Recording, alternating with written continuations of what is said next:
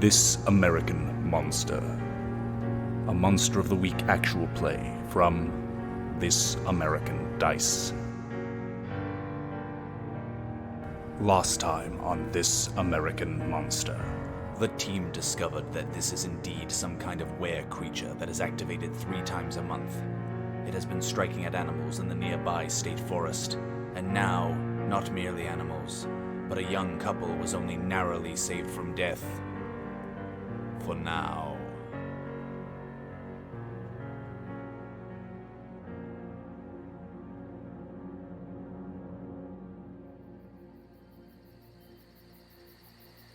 We see a shot of a couple, and they're camping. We see like this cute young couple, and they're maybe in their like early 20s, and they are kind of backpacking in with just some light stuff, and they have like a bunch of grocery bags of booze, and they're like, "Oh, this is gonna be great, right, baby?" And the girl who's like a white girl with dreadlocks is like, "Oh, this is gonna be so good."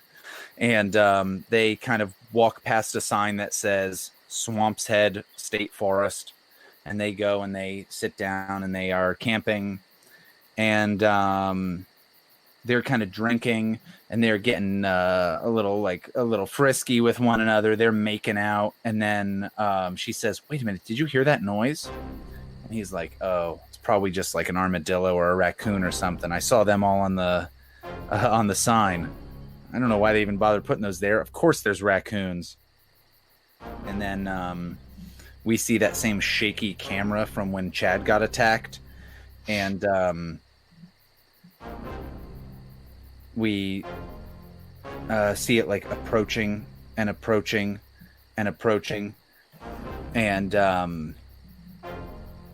just as this thing gets right to the kind of like the cusp of the campsite where there's a small fire, you hear like what are you guys doing here? And it's Ranger Dan Pringle, and he's like, "You guys can't be out here, and you certainly can't have a fire out here. What the hell?"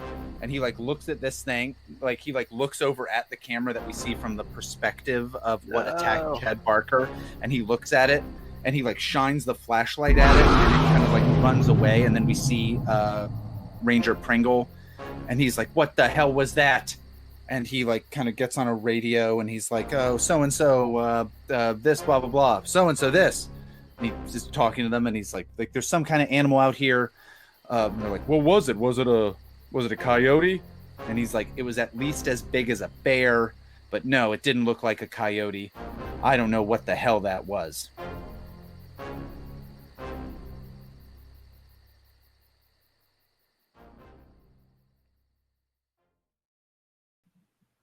So the next morning, which is the 17th of March,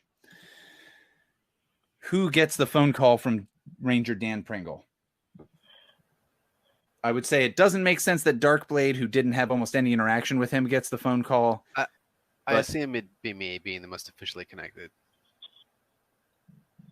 But at the same time, you did kind of extricate yourself from that situation and let Ashton do most of the talking. So that's true. He probably preferred personal phone numbers, so go for it. It's just who do you think would be most interesting to get the call?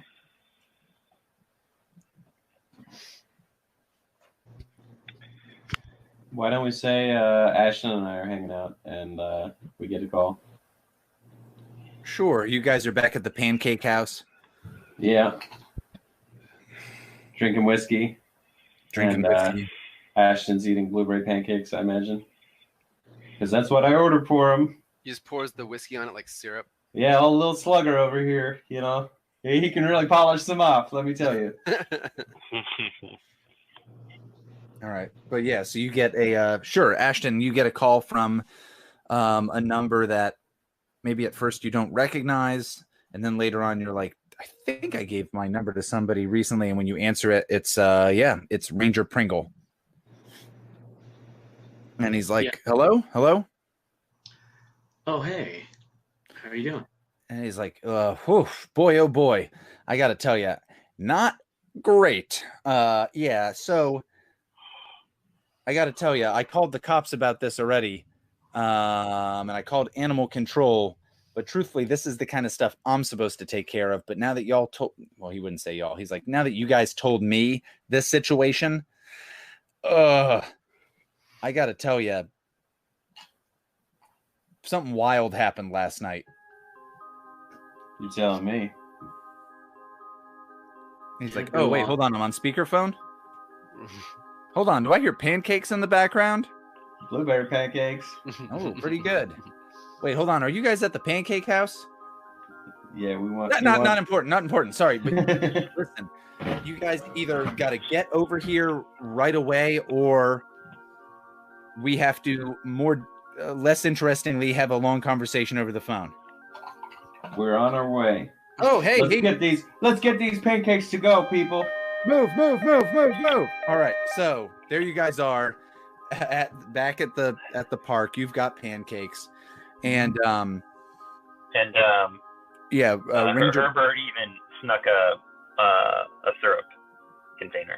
Nice. Herbert's like one of those sticky jars. And he like takes it out of his bag, and all of his like pencils are stuck to it now. Yeah, it's covered in lint. Yeah. It's disgusting. When he was at the restaurant, he refused to order anything, but then ate syrup packets. Yeah, Oh. yeah, and the creamer little containers. You're gonna make me throw up. Okay, yeah, smoking a cigarette too. Yeah. And you look in the bag, there's this full of like silverware at the bottom of it, and random like, little teacups and stuff they stole from one of the restaurants. It was a closed cigarette, though. Yeah, he lives off of sauce, though. I mean, we're all made out of sauce. It's true. Anyways, so humanity is made of sauce. Yes, I agree with you. So when you guys get there, you get to the ranger station, and the ranger's like, "Oh, I didn't know what you guys were talking about before when you showed up, but you told me those dates, and I figured that this was the next one, and so I should make a point to be out here. And normally we don't have rangers. We have somebody in the station in case there's a problem, but normally rangers don't do patrol. And honestly, I wasn't even on duty, but that doesn't even matter because dude. And he also laughs for a while. He's like, duty. But this was serious. 2 young, sexy hippies almost died. My experience, sexy hippies, they're few and far between. And was it possibly caught on those Panther cams? And he's like, no, it wasn't near there. It was again where most of the like the hikers and such go. It wasn't in an area where anybody's supposed to camp. And the place you told us it wasn't. I see. So, hold on. What'd you see? Hold on. What'd you see there, Trooper Dan? So again, in this area where people hike, where the attacks on animals had occurred, not in the panther area where the attacks had not occurred. So you're telling us it's a panther? Long story short, it's Gore Vidal, the historian. He's gone mad with rage. I knew it. I was always a Buckley guy myself. So, no, he's like, I saw something. It was huge. It was the size of a bear. It was 7-8 feet tall. Maybe it was big. It was muscly. It was kind of looming over these folks. When I shined a light at it, it kind of got spooked a little bit, and it ran off. Something else in the forest was attacked. What was? And he'll be like, hold on, you're gonna have to get on this. Your cars aren't supposed to go on the trails, so you're gonna have to get on this golf cart. Yeah, let me guess. Its heart was eaten. Yeah, that is what happened. Well, fellas, looks like we've got a werebitch on our hands. And he's like, I mean, like a dog? Anyway, everybody yeah, like a dog. I'm not a misogynist. Don't wait. Come on, give me a break here. Like, might be a lot of things. But he's like, everybody, okay, well, yeah, get in this golf cart. Wait, what? Were their hearts eaten? Or was that a joke? No, that was true. It's heart. He's like, yeah, I'm not joking. Its heart was eaten. And you remember that Chad Barker's heart was eaten. And he'll tell you that this was the case with like all of the animal carcasses that he or other rangers found. Like a lot of they were clearly attacked. They were eaten. It looked like some kind of big animal. He'll tell you that bears are straight up not in this park. And he's like, we used to have bears here. There hasn't been a bear seen in a while. This thing was as big as a bear, but it wasn't a bear. I've seen lots of bears. It wasn't one. It moved in a different way. It was standing up on two legs. It was not on all fours. A bear will rear up on two legs, but it moves on all fours.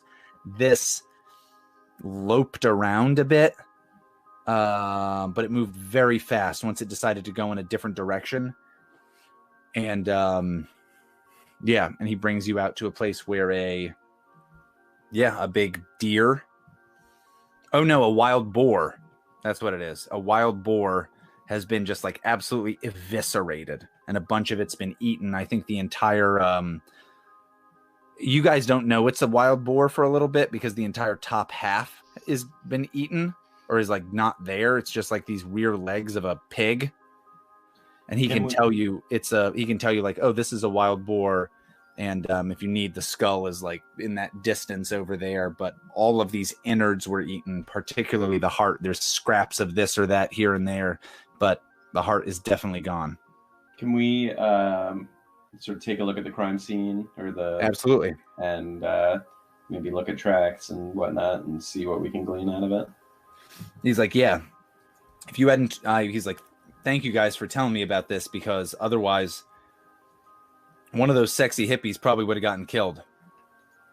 Well, you went above and beyond here. Appreciate it. He's like, yeah, and he'll stick around with you. He's very interested in what's happening and what's going on. But yeah, so now if anybody wants to roll investigate a mystery to do some kind of literally like forensics type work, you're welcome to do that. I'll go ahead and do that. Go for it. Oh yeah. So I rolled a 4 plus 1 is a 5. All right, that's pretty stinky. All right, so yes, jackpot. Yeah, as you guys are kind of going through, first roll of the game. It's a XP right there. Yeah, the only info you can get, you can't find tracks. You can't find like hair or scat samples or that kind of stuff. And in fact, you guys are kind of I'll look over significantly at Trooper Dan, Trooper Dan. I'll say Ranger Dan, but yeah. I'll say Ranger Dan. I think the boar did this. And he's like, it's a callback. It's a callback to the victim was always doing it. Okay. Yeah, he I think this was another boar. Maybe this boar was in on it. Mm-hmm. Yes. He kind of stares at you for a long time and is like, man, I sat back and didn't say anything when you looked at what you thought was werewolf scat, and it was just those hippies had taken a dump out here before. Yeah, it's not for terrible. A while. Terrible. And he's like, but patchouli's werewolf's natural scent. And this guy just kind of says like, yeah, like you can, everybody else in the group can see this guy now does not believe anything Sundry says. Like you guys just can just see where he's just like, I think this guy's drunk or something like that. Like this dude doesn't, I don't believe him. And so he's like, he'll tell you like, I took down statements from them of what they said. I was able to call the cops. The cops got here and then wanted to kind of pass this off. It was Sheriff's Deputy Derek Brown, and he just wanted to say it was a bear or something like that. When I said there weren't bears, he said, well, what other big animals are there? I said, well, there are panthers. He said, well, it's probably a panther. So Ranger Dan Pringle, right? Ranger, you can just call me. He goes, straight up, man. My name's Darian. I go by Dan because it's easier to spell. Darian, then. What about the tracks? What sort of tracks did you find after your encounter? He's like, nothing definitive. There are tracks, and he'll point them out to you, and he's like, but they're just indentations. They don't tell us much. So Well, he's like, listen, if there were tracks, I'd be all the hell over this. But honestly, I'm concerned because if this is something that's going after people, folks aren't really supposed to camp in this area. These people were breaking the rules. But there's animals in this forest that are in danger, including those panthers. And if they're gone, that can destroy an aspect of this forest. And if there's something that's here that's killing things, that's an issue. And what I saw last night wasn't a person, it was a thing. And I don't know what it was. And it freaked me the fuck out. So what do we need to do? Well, we gotta find the thing and kill it. What was that, Mr. Blade? we need hippie hearts. Lots of them. And pig hearts. And he's like, well, it got a pig heart. I can't tell you about those sexy hippies. You know, Mr. Blade might be onto something. We've been able to chart its attacks with pretty good regularity here, according to these moon cycles. If we set a trap for it with what it wants, which is clearly hearts, would you be willing to let us use the state park grounds for that? He's like, I would really prefer we not. But if you... Probably going to hit that ranch next anyway. Well, we can tell you that until it's caught, it's going to keep attacking one of the 3 locations it's been in. Your park's one of them. Now, did it have a long snout or a short snout? One thing at a time, Mr. Blade. I'll say he'll tell you that he saw reflective eyes, but he's like, a lot of animals have reflective eyes. Including panthers. Yeah, panthers chiefly among them. He's like, panthers do have reflective eyes. So do wolves, though wolves aren't native to this area. So do coyotes, though that wasn't a coyote. Coyote's not native to this area either. Yeah, neither are chads. That's right. He's like, or boars. Neither are wild boars for that matter. Yeah, the boars, they're not indigenous either. Yeah. The pig's gone wrong. No. I think Trooper Dane's onto something here. Yeah. He's like, what am I on to? This whole indigenous distinction.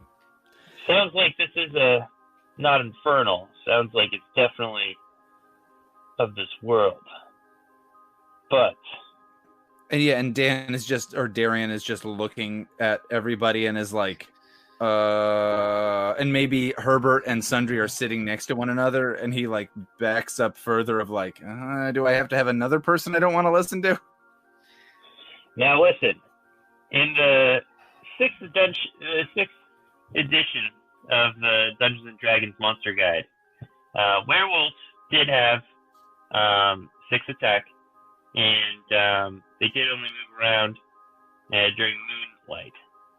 This seems to be more of like a 5th edition werewolf, though. And he'll say, last night wasn't a full moon. If you're going to talk about werewolves, aside from the fact that that's insane, I have to tell you that last night wasn't a full moon. Exactly. Because in the 5th edition, it didn't. First of all, you didn't have to be a wolf, but you could be many different. There were a variety of weird creatures, and they didn't always go out during the full moon, but throughout the moon cycle. I appreciate you guys. And he'll go back to the truck and get his books. Yeah, while he's doing that, Ranger Darian Pringle will say, I appreciate you guys giving me the heads up on that. Honestly, you saved those people's lives. And if whatever's happening is killing these animals here, it is a threat to this forest. So I literally am professionally obligated to help deal with this situation. Well, in that case, maybe... Let alone by conscience of 2 very sexy hippies almost got murdered last night. Yes, I'm telling you, there's no such thing as a sexy hippie. But he's like, if you're going by smell, sure, but I mean, you should have looked at him. Yeah, no thanks. I think I'll turn to the rest of the team and say, we know it will attack again. We know when it will attack again. We know what it wants. Why don't we have it attack a location that's to our benefit? We could lay a trap. It's not that hard to find hearts at like a meat market. It's not Yeah, just how going about for the heart pilots? though. It's going for like a living animal and then digesting its organs. Very well, then we could have live bait. That's a possibility. So you know that the next time will be on April 1st. All right. So In the it'll be a meantime, Could be a fool's errand.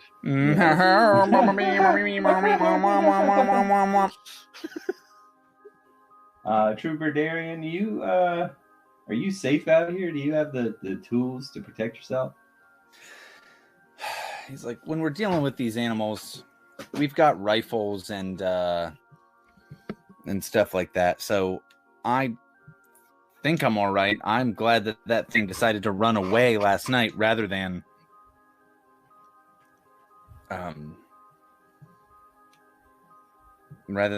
come at us. But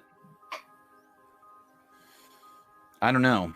And he'll point to the board and he'll be like those things aren't nothing. They're pretty tough. Like hunters, inexperienced hunters come out here, and every now and again they get fucked up by these things, and they've got guns. So, for something to rip this thing in half, that's intense. If you guys want to set up some kind of trap, I'll help you, but at the same time, boy, oh boy, we're gonna need something serious to actually trap this thing. Oh, leave that to us, Darian. Yeah. Look, according to the White Wolf werewolf system, werewolves they deal aggro damage, and I think as Darkblade is going into this White Wolf shtick, this guy kind of turns over to you and he's like, "You want to set up a trap?" And he says that to Mr. Welker and Ashton. I'll nod sagely. He's like, I don't know about that. I think you got to make a manipulate roll on this one. Would someone else like to make the roll? Sure, I'll give it a shot. 6. A 6. All right. Would anybody, especially Mr. Welker, want to help out? Absolutely. And that's Go for cool, right?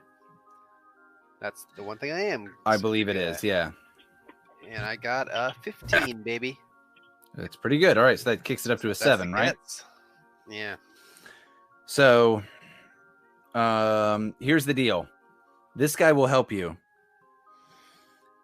But if this creature is somehow native to this forest or native to this area, this creature cannot be hurt at all. Oh, that's what is the deal. Yeah, that's the deal that this guy has, where he's basically like, I don't know what this is. I'm here to defend, like, to protect the... No, he'll just straight up say, like, I'm here as a defender of the native species of Florida, but that are beset constantly by all these, like, invasive predators and invasive species. There's trees, there's bugs, there's creatures that are always constantly under attack from all these things. And he's like, you know, it's one thing to have to deal with pollution and people coming in here and destroying things. And he's like, I'm against all of that. But when people introduce and when these other species, that's a problem. But if this is something native, we have to study it. And this guy will just basically tell you that, like, straight up, like, if this is something native, we cannot, nope, we are on protect it mode. I assure you. Well, that's where the trap will come in handy, right? Exactly, as Mr. Greene has said. We are interested in preserving it, capturing it. Killing it is not the ideal outcome for any of us. Maybe write a song about it. Maybe write a song about it. Mm-hmm. He's like, if you can, you know, if you guys swear that we're not going to hurt this thing if it's a native species, I'm down. By the power invested in me by LoreCorp, harm to this creature will be a secondary objective at best. And he's like, by secondary, you mean only if it's a non-native creature? That's exactly what I mean. He's like, all right. Now let me show you, Mr. Charms, a song that I wrote, and he busts out some dope lyrics of his own. And you guys have a brief sing song. Yeah. Let me show you my And mixtape. I'll say like he's like the 10,000th person to bust out a song that he wrote around Sundry. And Sundry's like, oh yeah, that's great. I should put you in touch with my agent. I never heard such dulcet tones about a state forest before in my life. Well, Yeah. thank you, Ranger Darius or Dan, if that's what you're still going by. Yeah, all of his songs are like very much about the. he sings you several songs. They're all very much about the forest, but they all are very like.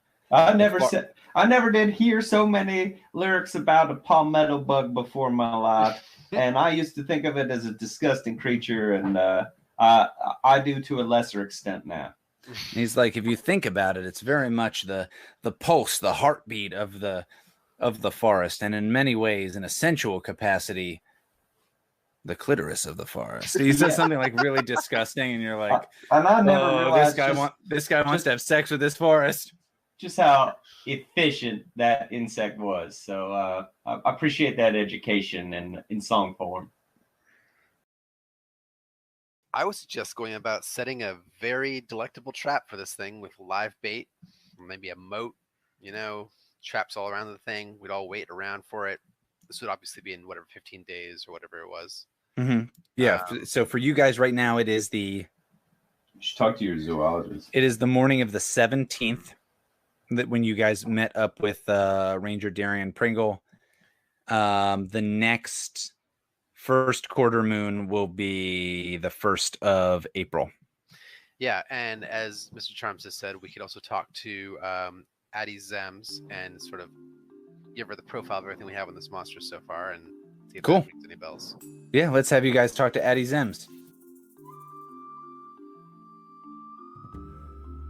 So Addie Zems she's an animal control officer, and she also works as a zoologist for the local Palmetto City Zoo. She is played by Frances McDermott, circa Fargo. And Addie, who's a woman in her early 40s, maybe, you kind of like meet up with her, and she's filling out a bunch of paperwork. And you see a bunch of guys dealing with like kind of more common animals of like raccoons and possums and that kind of stuff in the front when you go to the animal control office. And she's kind of in the back, and it smells like all kinds of crazy animal stuff. And she is like, oh, hey, what's up? What can I do for you guys? Hello, Mrs. Zems. My name is Mr. Welker. These are my associates, Mr. Charms, Mr. Greene, and Mr. Blade. We're here on behalf of Blade. And I think she has like the standard reaction to Mr. Blade, and she's like looks at him and she arches an eyebrow. And I don't know, Mr. Blade would find female attention of that kind to be particularly odd, but I'll go on and I'll say, I'm used we to wanted to female ask attention. you if you Are you hitting on me right a now? profile. We want to give you a profile. No, Mr. Blade, I'm not hitting on you. I just found the name Blade to be interesting, and I was wondering what ethnicity that might be, or if it's a chosen name. But if you're asking me if it's the name that I was shackled with through the Social Security system and through the entrapments of the Democratic National Committee, no, it's not that name. It's my name that I chose for myself. Darkblade 69. and I think she'll say, my stepson used to like to be called Spider-Man.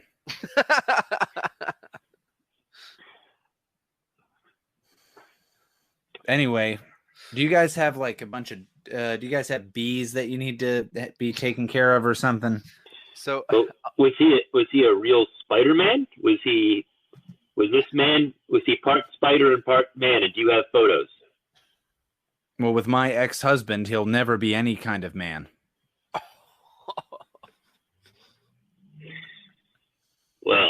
And given his uncle, my ex-husband's brother, unfortunately, there will be photos.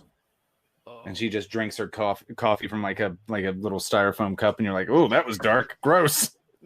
I'm so sorry, Ms. Zems. Moving on. As to the purpose of our visit, so I'll lay out to her like the profile of these animal attacks. So what we've got so far is it attacks by these moon cycles. It's strong. It's a good jumper, an attacker, not a bear. It's comfortable around people and increasingly so. It eats hearts. Attacks on 2 legs. Wait, is that the thing that attacked that kid in the park? Yes, ma'am. What do you want to know about that? Hold on. And she's like looking through files. She's like, "What do you want to know about that?" Well, we want to know if you have any thoughts on it. I had a friend who told me that you were an experienced zoologist and that you have a lot of experience in animal control. We wondered if you had anything to say about these pattern of attacks. She's like, "Well, your friend knows what they're talking about when it comes to me knowing what I'm talking about." Yeah, and she pulls out a file, and it's the coroner report. And it's like a similar report that you got, but she's like added in additional details and about Chad Barker. Mm-hmm. And she'll say, whatever attacked him was a feline. Okay. How do you know? Wait, like a panther? Yeah. Maybe like a panther or a lion or a tiger or a mountain lion or a bobcat or... Ain't no lions or tigers around here. Bobcat, maybe. Well, ain't no panthers in the city park either. What makes you say it was feline? And she'll point out... okay, so I want to make sure to give you guys this information. So I'm going to hold off on any kind of roll at the moment, but she'll say... Oh, let's roll. Yeah, fuck it. Yeah, somebody make an investigator situation roll. Or investigate a mystery roll. Boom. I rolled a 5. You rolled a 5. That's a 6. That's a 6 with plus sharp, right? Well, you rolled, yes, with plus the sharp, that is a 6. Would anybody want to help Sundry? I will Charms? happily help, Mr. All right, Charms. Mr. Welker, give him a hand. All right. And so I'll be like, lady, we both know a boar did it. Ain't that right? I got a 13. That's pretty good. So that kicks that up. So she'll just say, a boar?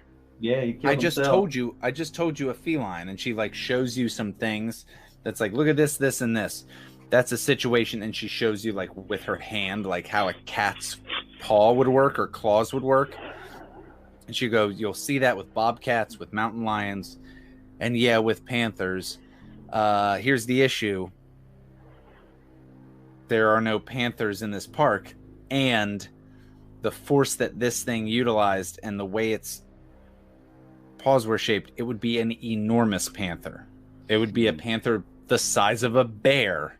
I say, or a manther. or a womanther. I'll say we're prepared for that possibility. And she'll, things off the table. She will say like, female panthers are just as fierce, if not more fierce, than male panthers. So it could be. But again, the best parts of the kill, and then he'll take a long drag from his clipped cigarette. She'll say there are again no panthers in this city park. That's goofy, but yeah, that animal is incredibly endangered. If there was some other kind of mountain lion or something like that, even then, this thing would be enormous.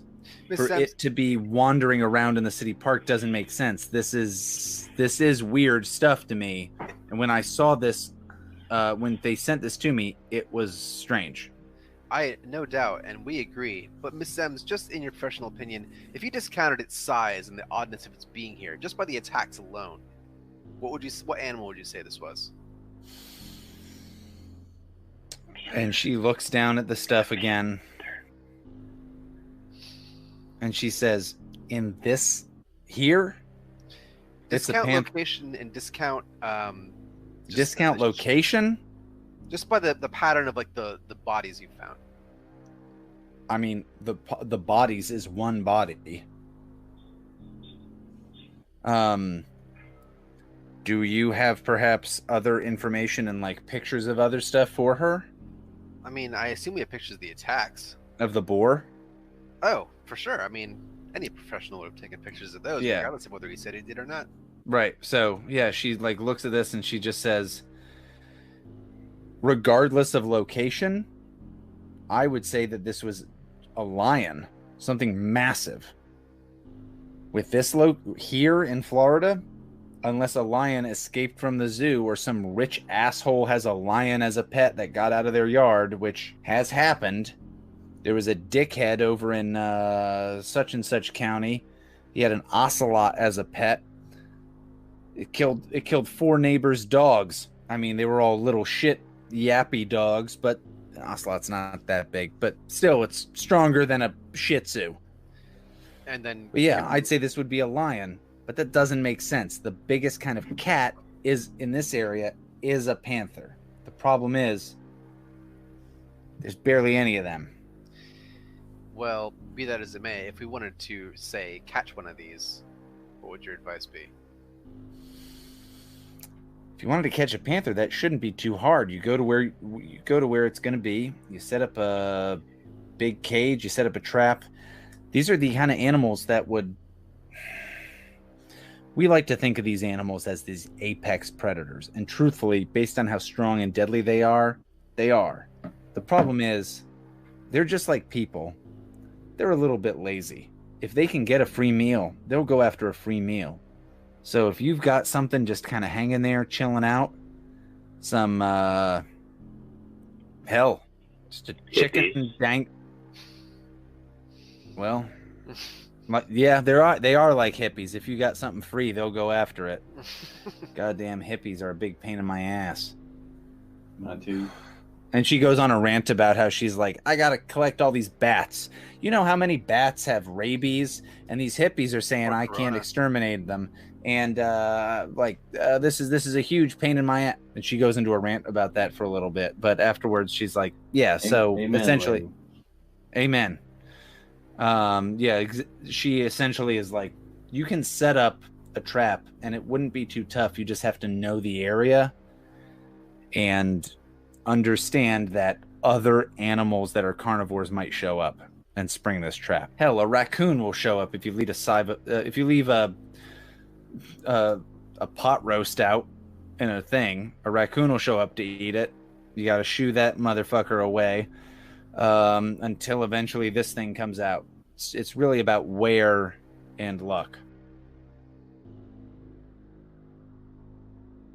But she for sure tells you and confirms. It's a cat. And confirms the idea that we had before based on its jumping ability that this is a feline creature. That, however, while it is a feline creature, it is not a regular panther. That doesn't make sense. It would be too big. It would have to be the size of a bear, which also confirms with what Darian Pringle said, that this thing looked like it was the size of a bear. I think we all know the path that we now tread.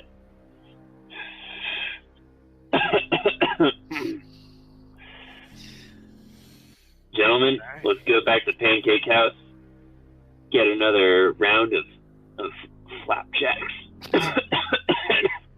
then go back to the park and lay our plans to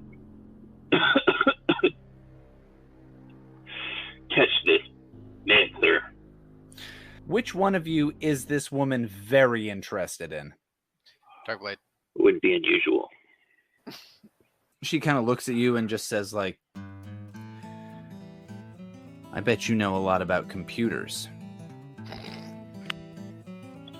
What's the chance you can fix this here little fucker? And she whacks her computer, and she's like, my disk drive's all fucked up. Were you putting something in there that didn't fit? Oh yeah, and she's super gross like you are apparently, and she's like, let's just say I wanna, but haven't had the chance to in a little bit. Don't get a computer virus. Yeah.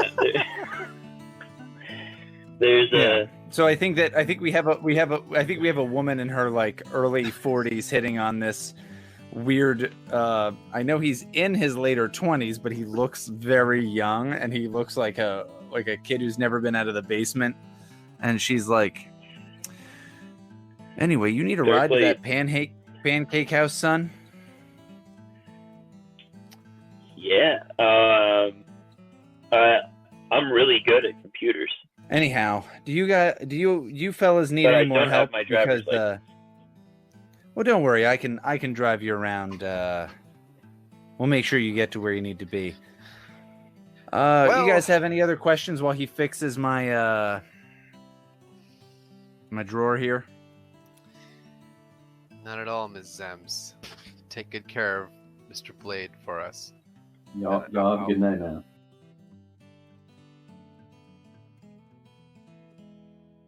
As Abby Zem's stinger lays her eggs into your abdomen. Okay, so I like the idea of there being like a very awkward date between these two. Yes, love it. Where we get to see Herbert having to not be a crazy misogynist because he is on a date, but like only barely holding it back. And you guys are at like an Outback Steakhouse, and she's like, Ooh, fancy. yeah, she's like, "So what do you do for that company?" Oh, I tell her exactly what I do. I am a cryptozoologist expert. You could say I know a thing or two about things that people don't know is real. And my whole path to learning about all of this started at a young age when I discovered that there were contrails that the government was controlling our thoughts with. And but tell me, how long have you been doing the work that you do? And she's like, "Oh, I've been doing this for a little too long." So you've tamed some wild animals. And she's like, I think we could say something like that, and we kind of flash away to another thing. Milk So starts spraying out of his nostrils. yeah, he's like, "Whoa!"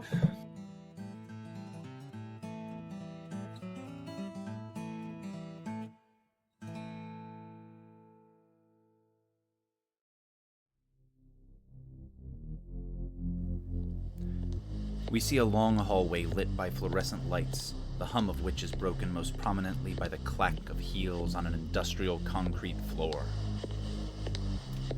The hall is a clinical white, something which makes the red of Jessica Lore's suit stand out all the more strikingly. Her eyes scan a tablet as she arrives at a door which slides open the moment she enters arm's length of it. Hello, Miss Lore. Thank you for coming all the way up here. I know it must have been... The trip is quick with our resources, Jessica Lore says to the bespectacled scientist dressed in a lab coat. His name badge reads McLean, and bears the number 5 denoting his extremely high security clearance.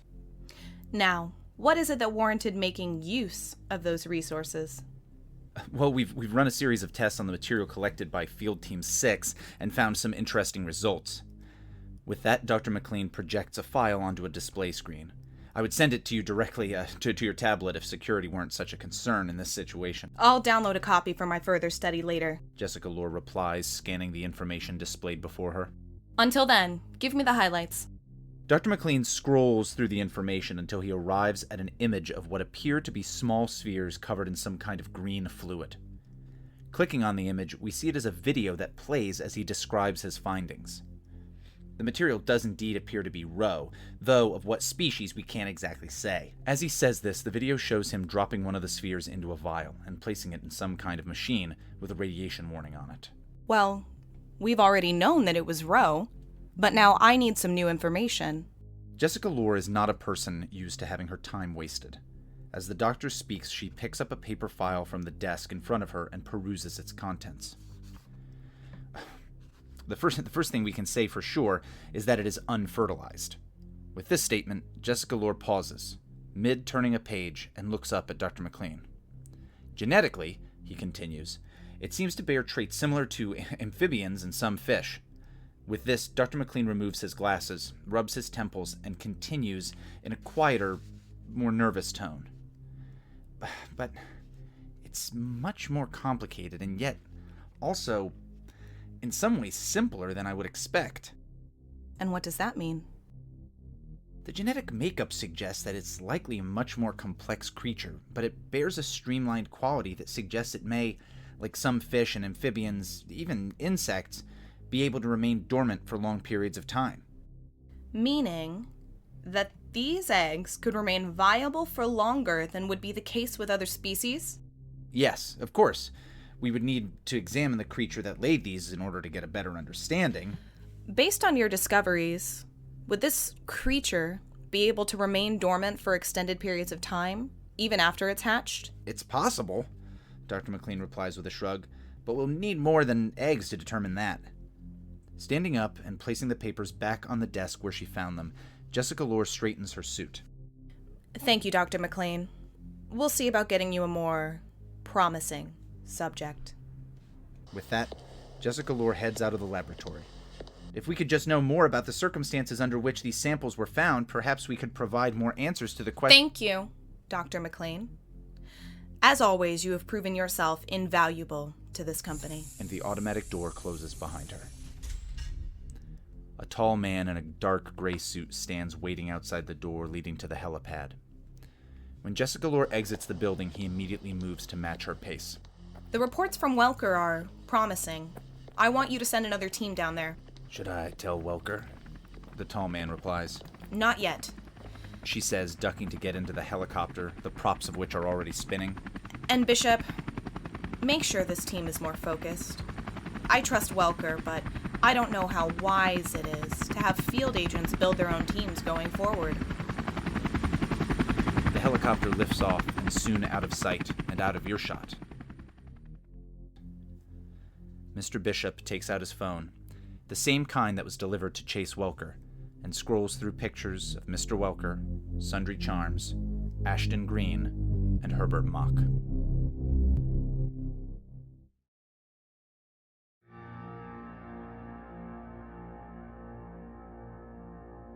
This American Monster is a production of This American Dice.